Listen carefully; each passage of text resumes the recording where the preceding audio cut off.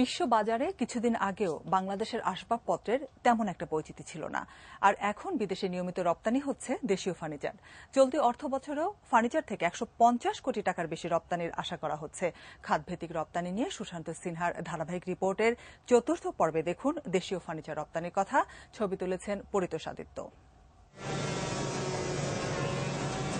প্রাতিষ্ঠানিক শিক্ষার জোর না থাকলেও তাদের নিপুণ হাতের ছোঁয়ায় আস্ত কাঠ হয়ে উঠছে টেবিল, চেয়ার, দরজা, সোফা কিংবা গৃহস্থালী বিভিন্ন আসবাবপত্র।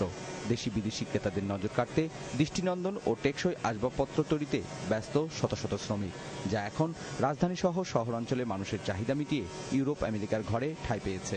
সস্তা শ্রম আর ভালো গুণমানের এসব পণ্য রপ্তানি থেকেই গত বছর আয় হয়েছিল 140 কোটি টাকা। যারা ফার্নিচার ক্রেতা আছেন, বিদেশি যারা বায়ার বলি আমরা, তাদের যে আগ্রহ বাংলাদেশের দিকে তারা তাকাচ্ছেন এবং এই বাংলাদেশের ফার্নিচার তার প্রতি তাদের যে আগ্রহ দেখছি, তাতে আমরা খুবই আশাবাদী। এবং সংগঠিতভাবে যদি অ্যাসোসিয়েশনের মাধ্যমে আমাদের পণ্য এবং আমাদের প্রস্তাবগুলি বিভিন্ন পর্যায়ে আমরা তুলে ধরতে পারি, তাহলে এই রপ্তানি ফার্নিচার রপ্তানির বাজারটা সম্প্রসারিত হবে খুব দ্রুত।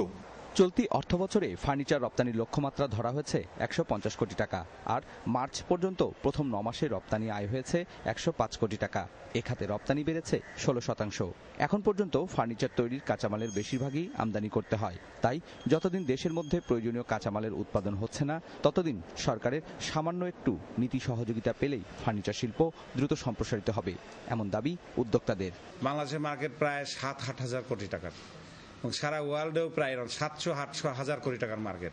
তার মধ্যে আমরা কিছুই না। চায়নার সাথে যেমন ভিয়েতনাম, ইন্দোনেশিয়া, এরা কিন্তু একটা বড় পার্ট আমাদের সাথে ওনা আছে।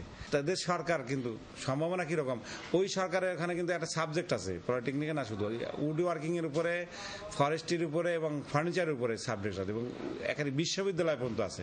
আমাদের দেশে কিছুই নেই, একটাই শুধু ছিল, তাও কাপ্তাই সুইডিশ ইনস্টিটিউট, সেটা বন্ধ। শ্রমঘন এই শিল্পে বর্তমানে প্রায় 15 লক্ষাধিক শ্রমিক কাজ করছে।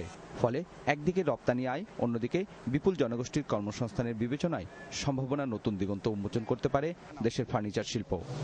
ফার্নিচার রপ্তানির ইতিহাস খুব একটা পুরনো না হলেও ফি বছর এই খাতে রপ্তানির যে প্রবৃদ্ধি হচ্ছে, তাতে করে বলা যায় আগামী বছর কয়েকের মধ্যে দেশের রপ্তানি শীর্ষ কয়েকটি পণ্যের মধ্যে একটি হতে পারে ফার্নিচার রপ্তানি। Sushanta Sinha, ATN news, Bhatara, Dhaka.